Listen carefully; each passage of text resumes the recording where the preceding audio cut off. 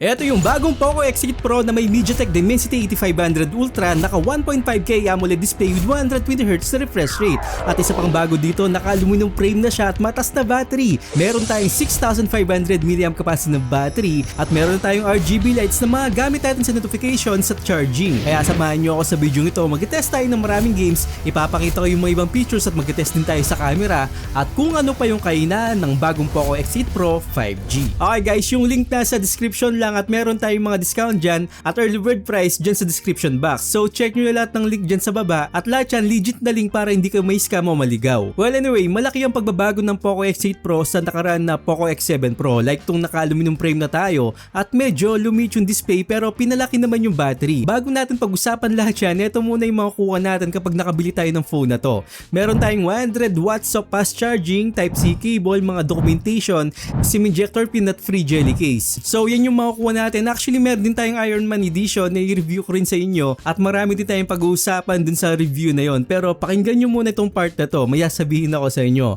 Yung mga lumalabas na review ngayon ng Poco X8 Pro tsaka yung Poco X8 Pro Max at kahit na itong unit na ni-review ko sa inyo ngayon, hindi pa sila updated o hindi pa updated yung mga software nito. Bali ngayong araw lang talaga lalabas yung totoong software niya. Ang ibig ko lang sabihin sa inyo, magkakaroon din tayo ng updated review dito sa mga series na to at doon talaga natin makikita yung tunay na potential o makukuha nating performance sa mga Poco X8 Pro series. So abangan nyo yung updated review natin dito sa mga series na to. Mag-like, comment kayo kung ano pa yung mga games na gusto nyong i-test at lalong lalo na mag-subscribe kayo at hit yung bell icon para updated kayo. Pero dito ipapakita ko yung mga ibang features na makukuha natin sa Poco X8 Pro at may mga games din akong ipapakita sa inyo kung pumapalag ba talaga. Well, naka-aluminum frame na nga to at naka-glass back panel tayo dito as in premium talaga siyang hawakan. At ang pinaka nagustuhan ko dito, nandito na yung backlight natin o RGB light na matagal ko nang pinapangarap sa mga series na to. Kapag mag-charge tayo, makikita mo na pula siya at kapag full charge naman tayo, green siya. Actually marami din tayong pwedeng paggamitan sa backlight na to. Pwede rin tayo sa mga notifications o kapag nag-play tayo ng music sa Spotify tsaka dun sa YouTube. So kung titignan mo kabuuan talaga yung phone, maangas siya na mukha siyang iPhone na merong RGB lights. Ganun yung itsura niya. At wala tayong speaker dito sa taas pero nandito yung IR blaster natin para sa remote control ng mga appliances natin at anti-noise cancelling microphone. At nagtataka kayo, dual speaker naman siya pero walang speaker dun sa taas. Actually nandito yun sa receiver niya o malapit dun sa screen. Yan yung pangalawang speaker natin. At nasa baba naman yung main speaker natin. Sa tabi niyan meron tayong Type-C port, SIM card tray at wala tayong expandable storage dito pero dual SIM card tray naman tayo dito. Then sa side naman ito yung power button natin plus volume rocker at in display na yung fingerprint scanner natin na ultrasonic fingerprint scanner at mabilis naman siya compare dun sa dati. So dyan pa lang marami talagang pinagbago sa nakaraan na Poco X7 Pro, like naka-aluminum frame na nga tayo dito at meron tayong RGB lights dito sa Poco X8 Pro. Ayun nga lang, pinalit yung screen nito na 6.59 inches na dati naka 6.78 inches tayo sa Poco X7 Pro. Pero ang kagandahan sa mga maliliit na screen na ganito, mas tatagal yung battery niya compare dun sa Poco X7 Pro. At dati hindi ko nagustuhan yung mga ganitong screen pero nasanay na talaga ako. So naka-AMOLED display na nga rin tayo dito, 120Hz na refresh rate at bezel-less na rin yung makukuha natin. So maganda rin yung kulay nito pero payo ko sa inyo yung default niya is parang patay yung kulay. Ang ginawa ko, nilagay ko sa vivid mode at gumanda na yung kulay nito. Actually ganun yung mga Poco kapag bagong bili mo, naka-default talaga sila sa ganyan at parang patay talaga yung kulay. Pero para gumanda yung kulay, ilipat mo lang talaga sa vivid mode. So may mga tips and tricks pa ako sa mga phone na to, yung Poco X8 Pro tsaka yung Poco X8 Pro Max at abangan nyo yun. Mag-like, comment tsaka subscribe lang kayo dyan. So naka wideband L1 certifications na to, full HD na yung mapapanood natin at hindi lang yun, updated na rin yung HDR capabilities nito. So naka HDR10 to, Dolby Vision at HDR10+. So maganda talagang manood ng Netflix dito, kahit anong angle maganda siya tignan, black si black talaga. Pero may nawawalang features dito na medyo na-disappoint talaga ako at mamaya pag-usapan natin sa cons at magbibigay na rin ako ng mga remedy o tips para sa cons na yan. Well anyway, sa camera naman meron tayong 50 megapixel Sony IMX882 na sensor at 8 megapixel na ultra wide. Front camera naman meron tayong 20 megapixel front facing camera. Actually ito rin yung ginamit na sensor sa Poco X7 Pro, parehong-pareho lang talaga. Pero para sa akin maganda tong sensor na to at makakuha tayo ng mga gandang image o photos lalong-lalo na kapag magandang sikat ng araw o sa broad daylight. Saktong-sakto lang yung kulay na i-post mo na lang sa social media. Siguro konting highlights lang o dagdagan natin ng konting highlights sa editing, goods na yung mga photos na to. May saturation siya, minsan mataas yung green at sakto naman yung blue. Actually nasa bluish tone yung mga photos dito na makukuha natin. Unlike sa mga ibang phone na warm yung photos na makukuha natin. Hindi siya ganun ka-perfect pero satisfied satisfied naman ako sa mga pinoproduce niyang photos. Hindi lang siya consistent pagdating sa ultra wide, well kasi naka 8 megapixel lang siya at nag-iiba talaga yung kulay kapag nasa ultra wide tayo. Pero gaming phone talaga to, hindi pang camera, pero para sa akin napaka-balance ng phone na to. At ito naman yung sample natin sa mga low light condition. Satisfied din ako at malinaw yung mga photos na makukuha mo.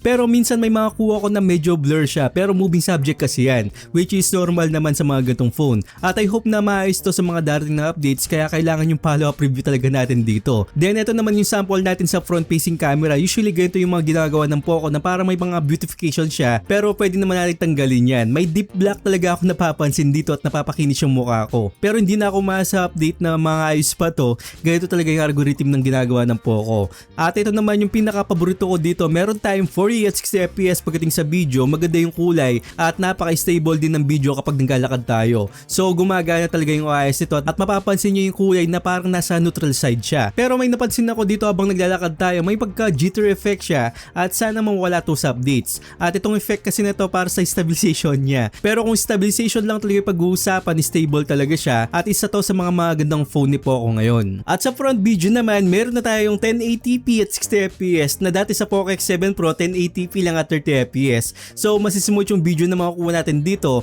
Although hindi siya ganun kaganda yung kulay, pero malaking advantage na meron tayong 60 fps dito pagdating sa front camera. At shoutout sa mga nakasakay natin dito sa barko, sobrang nag-enjoy talaga ako. At kayo ba, nakasakay na kayo sa mga ganito? At anong feeling nyo? Takot ba kayo? Nasuka ba kayo o nahilo? Ako nag-enjoy lang talaga ako sumakay sa mga ganito dito sa MOA. So mag-comment kayo dyan kung ano nag-experience nyo sa mga rides na to.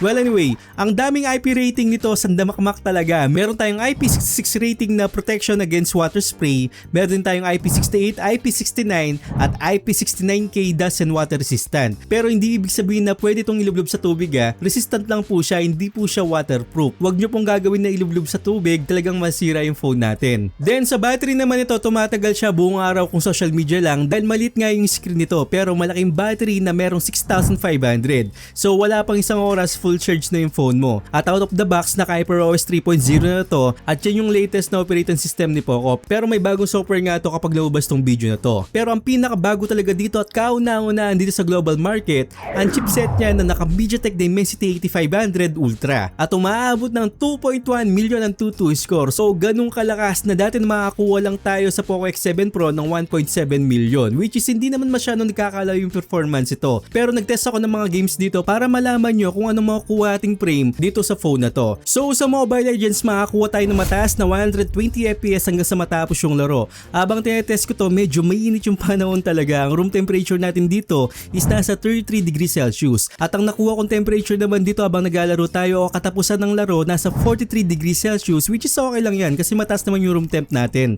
Kung mas malamig pa yung makukuha natin dito sa Mobile Legends. Pero wala akong naramdaman na major frame drops dito at consistent siya na nasa 100 to 120 fps. At sa Genshin Impact naman, nasa high settings din tayo dito. Ang nakukuha ko naman dito nasa 50 to 60 fps at 30 minutes tayo naglalaro. So kayang-kaya yung Genshin Impact dito at nakakuha tayo ng temperature ng 44 degrees Celsius. Sa Call of Duty Mobile naman, kung sa Poco X7 Pro nakakuha tayo ng 120 fps, dito nasa 90 fps lang at nasa VR modes tayo dyan. At kailangan pang ma-optimize talaga to para makakuha tayong 120 fps pagdating ng araw. Pero maganda naman yung frame na 90 fps para sa akin. Hindi ka makakaranas ng frame drops dito at maning-mani lang talaga. Pero sa PUBG Mobile naman, ito yung settings natin, naka super smooth siya at sa frame rate naman naka ultra extreme. Ang makukuha naman natin dito nasa 120 fps hanggang sa matapos yung laro. Yan ang kagandaan na optimized sa PUBG Mobile. At sana sa Call of Duty Mobile sumunod na siya para makakuha tayong 120 fps. Pero dito 120 fps, maning-mani din dito sa PUBG Mobile. At sa mga bagong laro naman dito, yung Hard Knight's Headfield,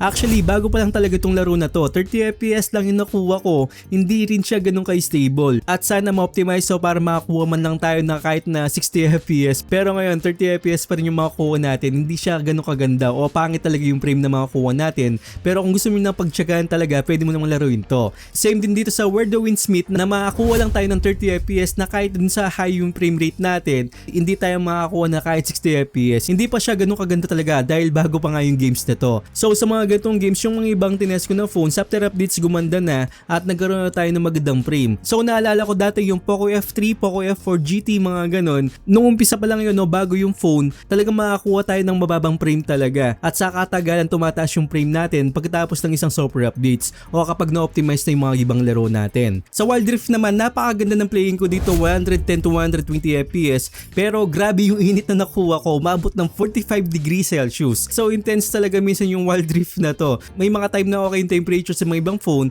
may mga time na sobrang init gaya dito sa Poco X8 Pro. At meron tayo dito na game turbo, naka-wild boost tayo habang tinetest natin yung mga games na to at nakatulong to talaga. Like dati na hindi ko maramdaman talaga yung game turbo, as in gumagana siya ngayon, dati hindi talaga. So yan yung game test natin. Dito naman tayo sa mga cons, wala tayong AI image enhancement na meron tayo sa Poco X7 Pro. At kung maalala ko, meron tayong MEMC features doon, mga super resolution, pero dito wala talaga. At ang tips ko dito o tricks ko dito, makikita natin lahat yan sa video toolbox, i-activate mo lang talaga. So kaya ako ginawang cons to, kasi kapag meron tayong AI image engine, nandun na lahat, kapag ina-activate mo, damay talaga yung buong screen. Unlike dito kapag nasa video toolbox lang siya, yung YouTube tsaka yung Netflix lang yung madamay. Pero nandito naman yung MEMC features natin, yung picture to pictures, at pwede rin tayo magpalit-palit ng kulay dito, at meron din siyang chatter mode. So maraming features na pwedeng paglaruan pa rin. Then may inang speaker dito by default, sana magawa ng paraan talaga, at mahina rin yung haptic feedback niya. At wala rin tayong audio jack dito at hindi siya expandable storage, which is given ito sa mga gitong phone. Pero sana maayos yung speaker niya at yung haptic feedback niya. So yan yung review natin sa Poco X8 Pro, at abangan nyo yung updated version natin na review, at meron na rin akong review dyan ng Poco X8 Pro Max, check nyo lang sa mga listahan ng mga videos natin. So lahat ng link lalagay ko sa description,